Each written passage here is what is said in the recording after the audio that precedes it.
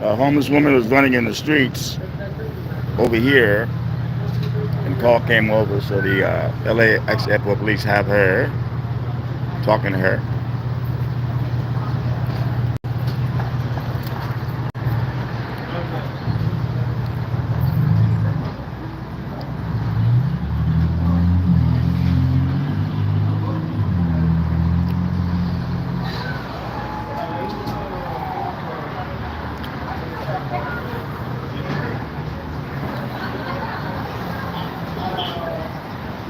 Yeah, I got my coffee. I was at 7-Eleven. I just got here, and I was over the bus, and this came over the scanner.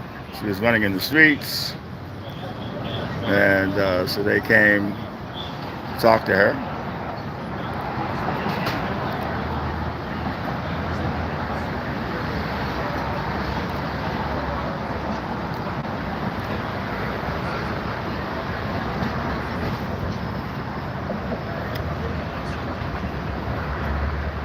I'm trying to be calm, collective, still pissed off about not getting that body cam footage, and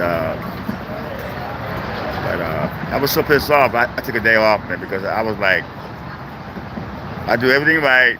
I called up the airport police for the footage of AJ from the Backstreet Boys getting a ticket for smoking, and 30 days they were back and forth, and then all of a sudden I was denied. They told me I had to get a subpoena or court order, so meaning they want me to spend money to get a video, and I'm always sharing my videos with them all the time throughout the years.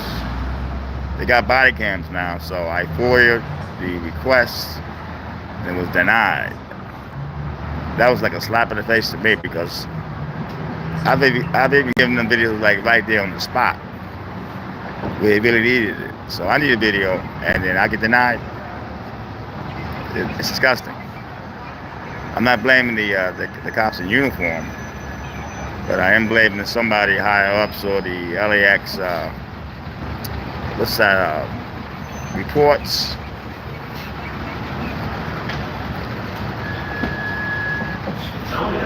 Go online, you file a public information request, a FOIA, as it's called. The body cam footage belongs to the public, and for them to deny me on a simple thing like body cam footage of a celebrity getting a ticket. And I was shooting it myself that day, but I stopped. I didn't realize it was AJ, because he had black hair, and in the video he has blonde hair, so he actually dyed his hair blonde. But I guess if TMZ tried to get it, they would get it, because they have money, they have lawyers. They want me to spend money out of my own pocket to get a lawyer, to get a court order, subpoena, to get some footage of a celebrity get a ticket for smoking. That's ridiculous. But I'm gonna get that footage. I have to go to New York, so I can't really spend money on a lawyer now. But I'm going to get that footage. Yeah, better believe it. Okay, right now they're running her for wants and warrants. Like I said earlier, she was in the streets. They came over the scanner.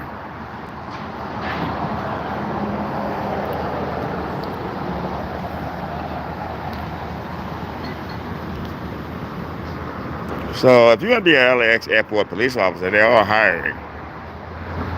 Just go to their website, LAWA, and you can become an airport police officer.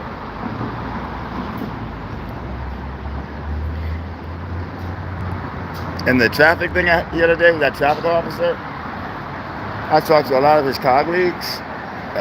I'm not going to name them, but they were saying that guy had no business, because he actually committed the Bain Act. If you look it up on Google, the Bain Act, you cannot stop somebody for recording.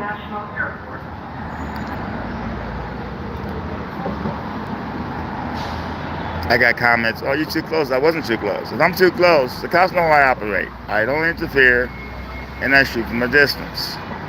If the cops feel I get too close, they'll tell me, but he had no right to tell me anything, and let alone put his hands on me. People say, well, he just touched you. Yeah, touching is battery. There was an incident a while back, I think last week. A woman was denied boarding at American Airlines. That video was up on my side. It's like 5 videos down, and she was trying to get the guy's name, the American Airlines employee. So she grabbed his badge, and that was bad. This is a crisis intervention team here. They're cops, but they train for the mentally ill. So they got CIT. They're gonna take over. LAX has a crisis intervention team, which is cool. I've been here so many years.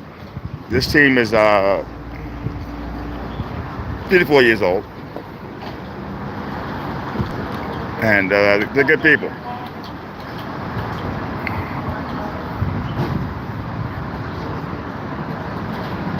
Problem is, they're taking minutes as 5150. They endanger themselves and others, and they get out 2 or 3 days, and they come back with the same thing. They're not spending enough money on mental health. They're not spending enough money on homeless people that need help. I'm not talking about the homeless folks that do drugs and want to cause havoc in the streets. I'm talking about the ones that want help. Like the woman, she has 2 kids. She lost one because it's really cold, raining that week, and nobody helped her. She called up every agency, but I guess they're taking care of the migrants now. So they're not really concerned too much about the Americans that are living on the streets. And again, I'm not against the migrants. We all came here from somewhere else, but you got to come in the right way. These people are not vetted. No shots. We don't know who they are. I don't really like getting into politics, but it does piss me off. And now they want to give the migrants in California free health care. I don't have health care. You know, I'm an American. It's a joke.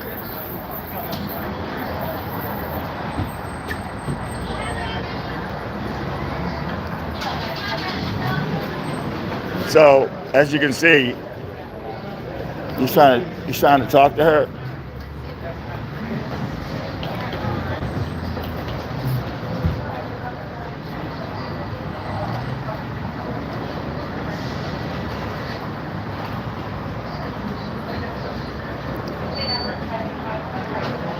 Now that LAX airport security officer, he has no peace officer status. He has they have no police officer status.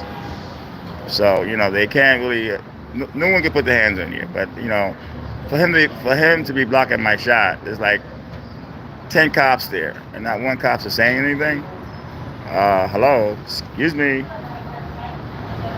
And the whole thing, he was blocking my shot. You can see in the video, he kept putting his body, and then he backed up into me, and he kept touching me. People say, well, it wasn't a hit. No, he touched me. That's battery. You can't put your hands on anybody. I didn't press charges because I knew that the LAX allower, the big world will see it. The last time I got attacked by the LAX security officer was a few years back, Lily Garcia. I was live streaming the cops making an arrest, and she knocks the phone out of my hand. The old chief, Maggot, put out a First Amendment memo and photographer's rights right afterwards. I wasn't too close. I know how far to go. Not one cop complained. And I'm not blaming all the LAX security officers because I get along with most of them. That particular guy was way out of line.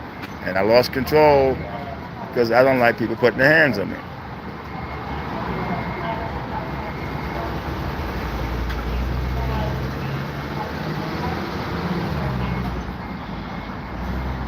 This cop here from the crisis intervention team is a hell of a cop.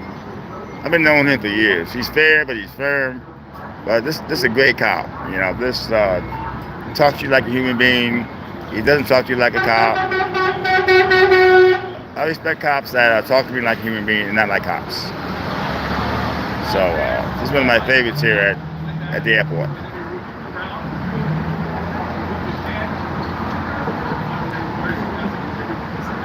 So he's putting his gloves on, So they may take her as a 5150, a danger to herself and others, but she was actually running in the streets.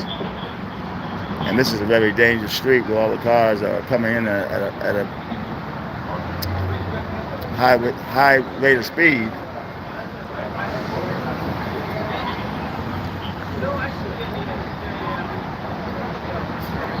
Thank you for the 5 likes. The ones that did hit the 5 likes, I appreciate it. It helps the algorithm out on YouTube.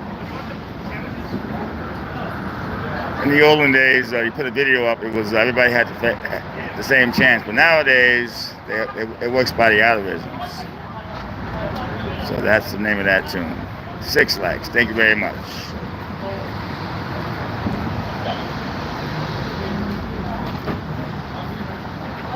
We got 8 likes. Wow, you guys are starting to spoil me.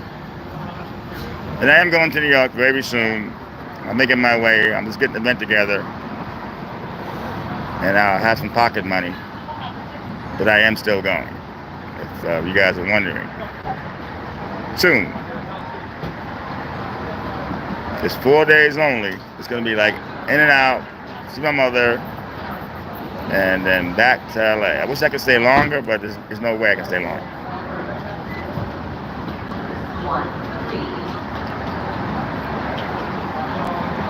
So this is the crisis intervention team in the tan pants. They're LAX airport police officers, but trained with mentally ill and all that crap.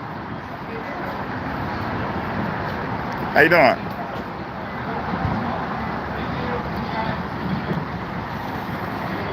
You gotta love these guys. Good job, man.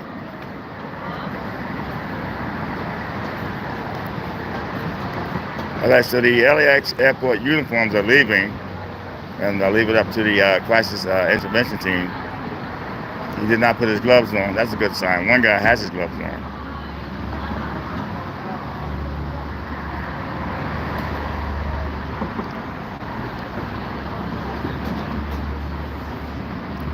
We gotta start doing more lives, you know. People wonder why you're not plane spotting anymore, because they actually, the runway where the planes landed right over you, that's been closed for about 2 months now. And so we'll be plane spotting in the near future, but I gotta concentrate on getting videos. My hits are going up a little bit.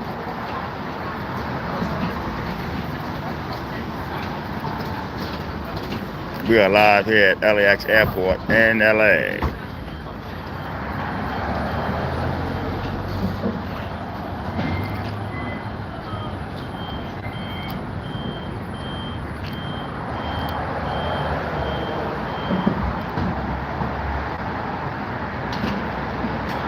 But if you look back at my history on cop watching, I started cop watching over 23 years ago, folks. Back then, there was like really no one doing it. Maybe a hand few. There was no cell phones back in the day. You had to have a body cam. And I started cop watching when no one was actually doing it. I'm normally calm, but you see my past works. Sometimes I do go off on cops, but not as much as I used to. Because the cops here respect my rights to record. FBI, Custom Border Patrol, Homeland Security, LAPD. But I've had my incidents throughout the year. I try to maintain it, but when somebody puts their hands on you, you lose it. When somebody's blocking your shot, you lose it.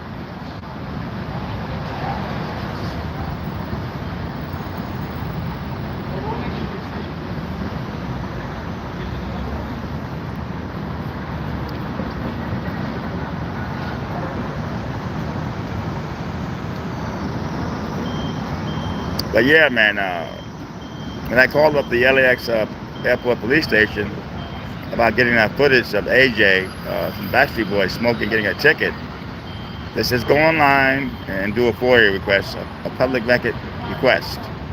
And I did it.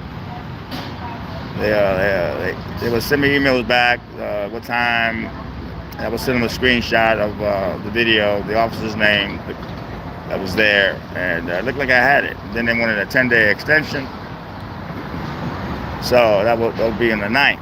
And all of a sudden, on the 8th, I got a letter that I didn't read to the 9th, email saying that I was denied this footage. Reason why I think it was still under investigation. What, a guy getting a ticket? To me, all they doing is trying to protect the celebrity. But they got to keep in mind how many videos I've given them throughout the years when they needed it. When the cop got assaulted by that guy, I was the only one that had footage of that. I gave it to him for their case. So you turn around, I'm not saying the cops' uniform, the big wheels, you turn around and slap me in the face by saying no to me. Yeah, that was that hurt. That hurt. It wasn't like I was asking for something like the cop getting beat up or a cop using force. It was a simple citation to AJ from the Backstreet Boys for smoking in a no smoking area. Simple. I talked to the cop. He knew about it, me trying to get it. He was telling me, well, they're going to have to blur out the faces the girls he was with. I mean, how do you blur out the faces that, how do you blur out anything? And then he was telling me, we may have to blur him out. It's like, blur him out. It's like, excuse me? It's a public record request, and you guys want to tamper with it. It's like me, giving you guys a video and I cut it all up. You wouldn't like that.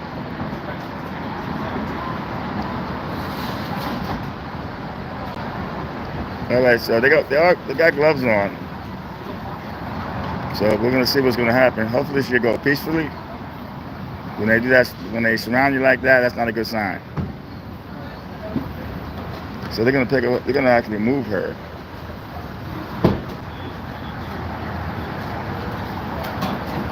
So they're probably taking her as a 5150, a danger to herself and others. She's probably out a day or two or even sooner. A lot of time to get released. And I heard from some of the police officers, they asked the person, where do you want to go? And they go back to the airport. And they give them a free Uber ride back to the airport. So she gets some counseling, but the problem is the counseling healthcare is not too long. Was this a day, 2 days, maybe 3 days at the most?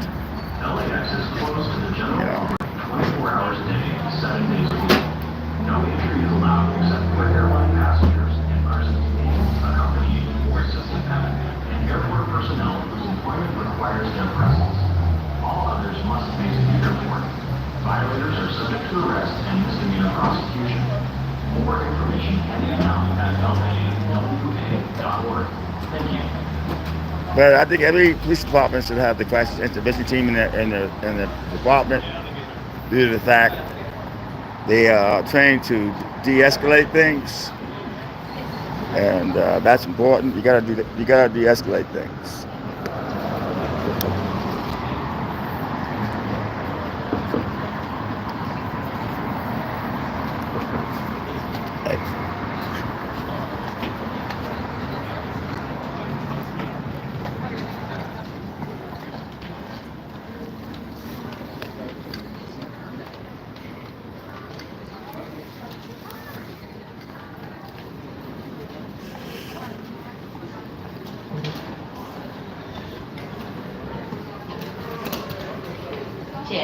Smoking is permitted in designated areas only. Okay, I think they're gonna go downstairs, so I'm not gonna go in the elevator. That's getting a little bit too close. You gotta know how to film the police.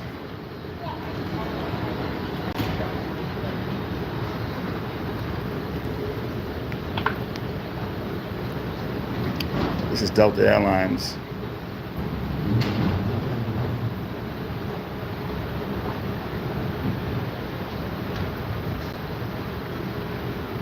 That's good to hear. Thank you. Who's that? Jane Vibes. Okay, so I think they're coming out this way, so we'll see.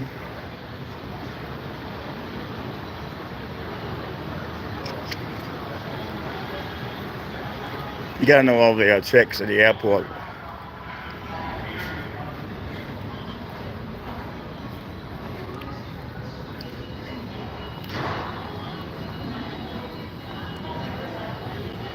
A lot of homeless here, and ones that lay low because of the problems But the ones that steal and harass passengers and do stuff like this, they try to get there and make a difference.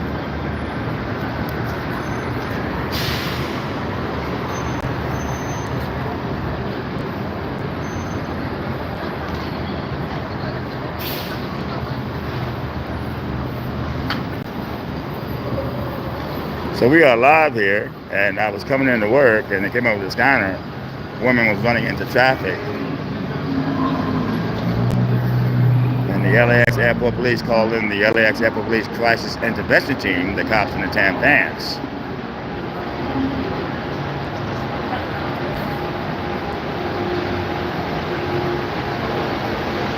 You never know what you're going to get here. You know, you can get a story that makes, well, I've had several stories here make national news.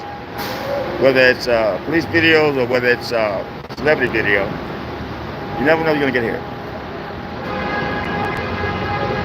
I've been here for over 20 years, off and on, but I love it here because I like getting stories. I don't judge the artists. They have their own style going on. Me, I just like to shoot from a distance. I don't really like becoming the story. Sometimes you do. I just try to shoot and report the story and not become the story. Old school, shoot from a distance, don't interfere, see what you get. You never know what you're going to get when you record the police.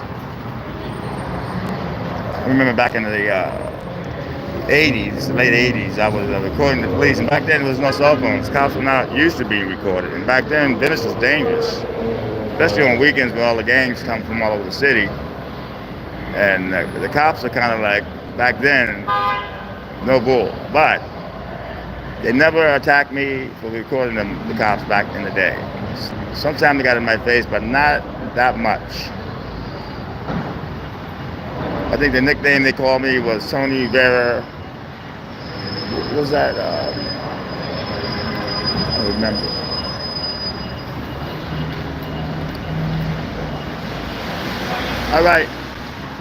All right, so they're calling in a supervisor to approve the 5150, basically an arrest, but not really an arrest, PDA hold. Yeah, it was Notorious Tony Vera. That's what they called me back in the day, LAPD. And back then in Venice, if you go to my archives, they're all on my YouTube channel. I covered murders, shootouts, some serious stuff in Venice.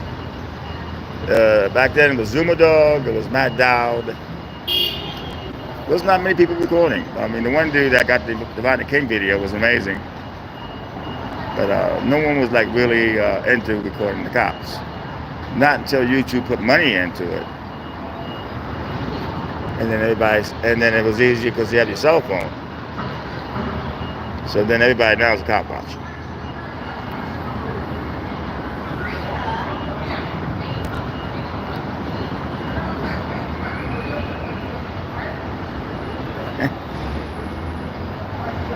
Okay, folks, so the sergeant's going to show up.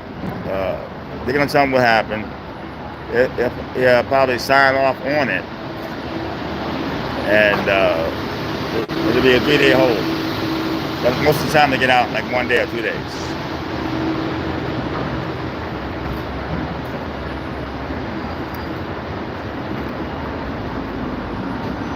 All right, people.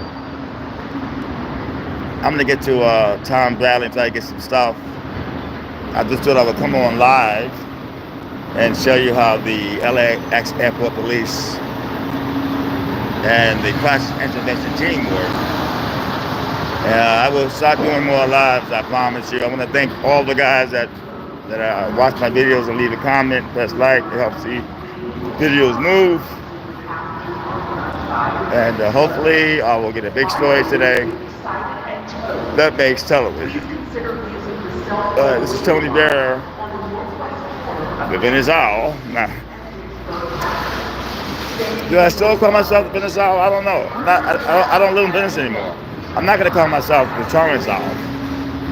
That, Torrance is great and everything, but it's not like Venice. Venice is always you got crime going on all the time in Venice. Torrance, I like it because it's quiet. All right, people. Love you a lot. Thanks a lot. And I'll see you guys on the next one.